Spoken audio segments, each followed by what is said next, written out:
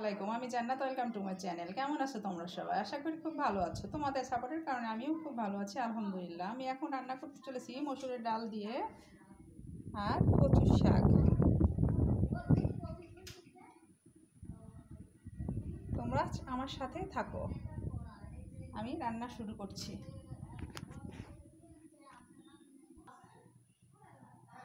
বিসমিল্লাহির রহমানির রহিম। আমি আজকে অন্য মন্ত করে শাক রান্না করব আজকে। আর আমি শাকটাকে সিদ্ধ করে নেব না।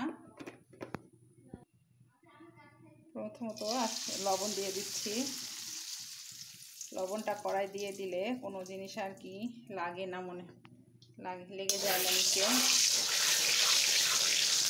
আমি এখন এই যে পেঁয়াজ, রসুন, কাঁচামরিচ দিয়ে দিচ্ছি। দেখে ভয় পেও না, মরিচের ঝাল নাই। এখন এগুলোকে আমি এখন খুব সুন্দর করে ভেজে নেব। দেখো, কাঁচামরিচের সংখ্যা অনেক, কারণ ঝালে সবজি না, শাকে ঝাল না হলে, ভর্তাতে ঝাল না হলে ভালো লাগে না। আর আমাদের বাসার সবাই খুব ঝাল ঝাল খাবার খেতেই পছন্দ করে।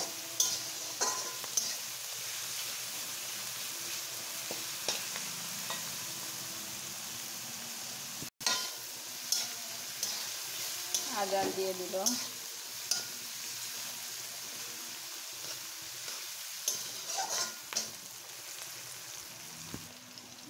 দুইটা শুকনো মরিচ কুচি দিয়ে দিচ্ছি ভালো ফ্লেভার আসার জন্য।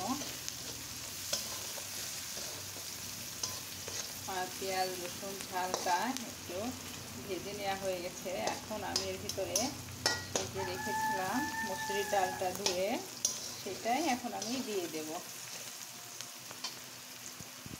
একটু হলুদ গুঁড়া দিয়ে দিচ্ছি সামান্য, কারণ মসুরির ডাল দিব তো, এই জন্য। তা না হলে আর দিতাম না।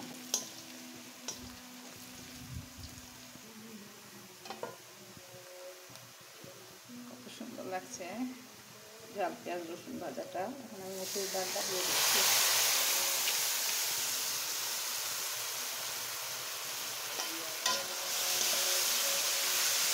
এখন আমি মসুরির ডালটাকে সুন্দর করে কষিয়ে নেব।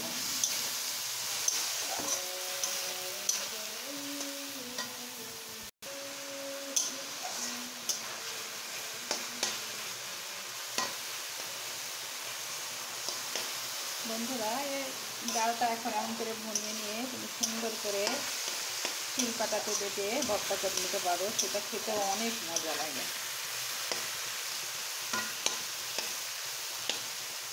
আমি এখন সুন্দর মতো এটাকে কষিয়ে নেব।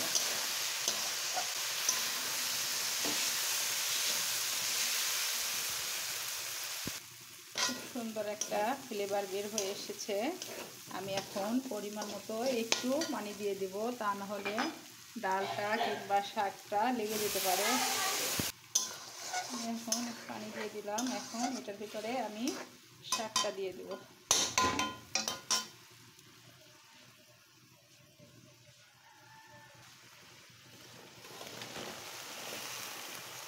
দেখতে অনেক লাগছে, কিন্তু একটু হয়ে যাবে।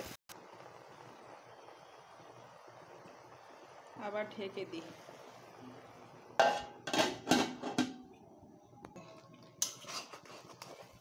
দেখো কতটা কমে গেছে, এখন আরও কমে যাবে, একটু হয়ে যাবে। কারণ আমি কচু শাকের ডাঁটা গেলা নিয়েছি, ডাঁটা গেলাতে অনেক আয়রন থাকে।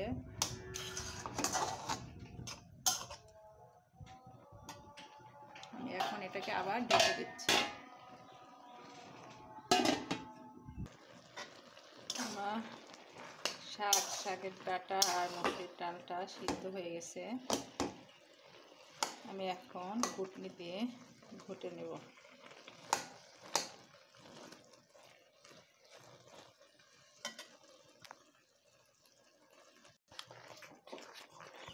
আমার ঘুটে নেওয়া হয়ে গেল।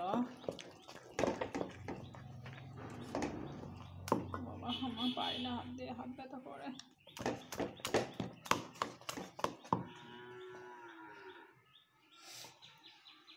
বন্ধুরা আমি এক ফুপু ছিল, ছোটোবেলায় দেখেছিলাম, তো কচুর শাক রান্না করতো, শুধু রান্না করতো, খালি কাঁচা মরিচ আর রসুন আর পেঁয়াজ দিত, কিন্তু কখনো সে তেলে, আমরা যে তেলের উপরে দিয়ে চড়াই দিই, তেলের উপরে বাগার দিই, সে কখনো তেলে বাগারটা দিত না। সে বলতো যে কচুর শাক খাবো তো তেল দেবো কেন, কচুর শাক নাকি তেল না দিয়েই খেতে মিষ্টি লাগে বেশি।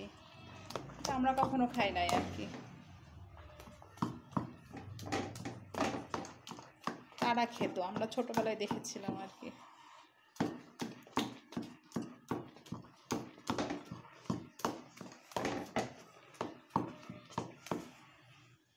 আমি হাত দিয়ে কিছু করতে পারি না,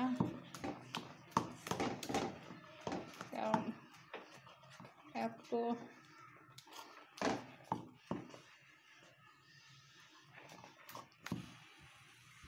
আমি তো একবারে তেল দিয়েই চড়িয়ে দিয়েছিলাম, এই জন্য আমার আর এখন তেল দেওয়া লাগবে না। যারা অনেক ব্যস্ত থাকে না পুরা ভাইয়ারা, যারা একা রান্না করে খেতে হয়, পড়াশোনা করেন, চাকরি করেন, তারা আমার মতো করে একবারে ঝাল পেঁয়াজ রসুন কষিয়ে নিয়ে তার মধ্যে ডাল দিয়ে তার মধ্যে শাক দিয়ে একটু ঘন্ট করে নেবেন, বাস হয়ে গেল। আর ঝামেলা নাই যে সিদ্ধ করতে হবে, সিদ্ধ করে নামিয়ে রাখতে হবে, তারপরে আবার একটা কড়াই দিতে হবে, কড়াইয়ের মধ্যে আবার তেল পেঁয়াজ রসুন দিতে হবে, নতুন করে দিয়ে আবার বাগার দিতে হবে, ওটা অনেকটা সময়ের ব্যাপার হয়ে যায়।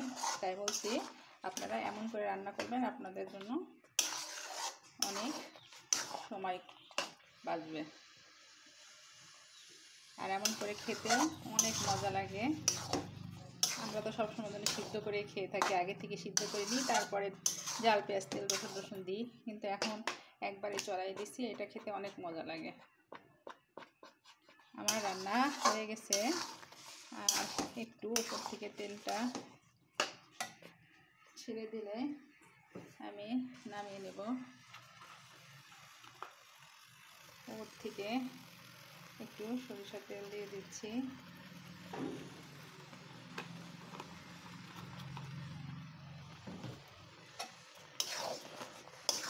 সরিষার তেল দিলে সুন্দর একটা ফ্লেভার আসবে, খেতেও ভালো লাগবে। আমি এখন নামিয়ে তোমাদের পরিবেশন করে দেখাচ্ছি।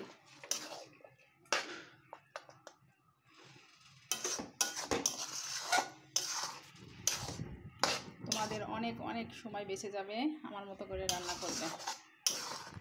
শুধু জাস্ট ঝাল পেঁয়াজ রসুন দিয়ে তোমরা সব কিছু চড়িয়ে দেবে, আবার ইচ্ছা করলে প্রেশার কুকারেও দিয়ে দিতে পারো, একটা ছিটে দিয়ে নামিয়ে নেবে, শেষ রান্না। আমি সব রকম করেই রান্না করি সময় স্বল্পতার কারণে।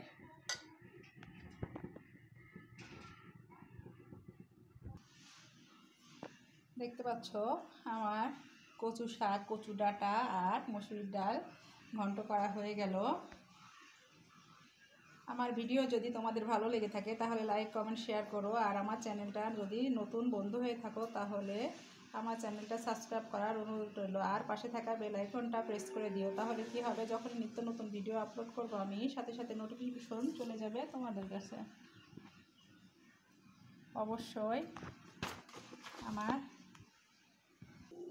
অবশ্যই বন্ধুরা আমার রান্নাটা তোমরা দেখো, অবশ্যই তোমাদের ভালো লাগবে, সময় বাঁচবে, ইনশাল্লাহ তোমরা ঠকবে না। অবশ্যই দেখো, লাইক শেয়ার কমেন্ট করে দিও আমার রান্না কেমন লাগে। তোমাদের একটা শেয়ার আমার জন্য অনেক অনেক কিছু অনুপ্রেরণা যোগায়। আর অবশ্যই বন্ধুরা আমরা যার যার ভিডিও দেখি না কেন, আমরা যেন প্রথম থেকে লাস্ট পর্যন্ত দেখি।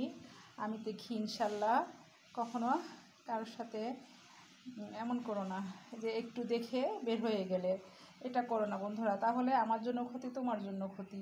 কি আছে বলো, তোমার সাথে আমার কোনো শত্রুতা আছে না, আমার সাথে তোমার কোনো শত্রুতা আছে বলো? তোমার প্ল্যাটফর্মে যদি তুমি ভালো কিছু করে দেখাতে পারো তা আমার ভালো লাগবে, আমি কিছু করতে পারলে তোমাদের ভালো লাগবে ইনশাল্লাহ। আমি মনে করি ভালো করে মনের মানুষগুলো অবশ্যই কারোর সাথে হিংসা করে না। এই আর কি, ভালো থাকো, সুস্থ থাকো, আসসালামু আলাইকুম।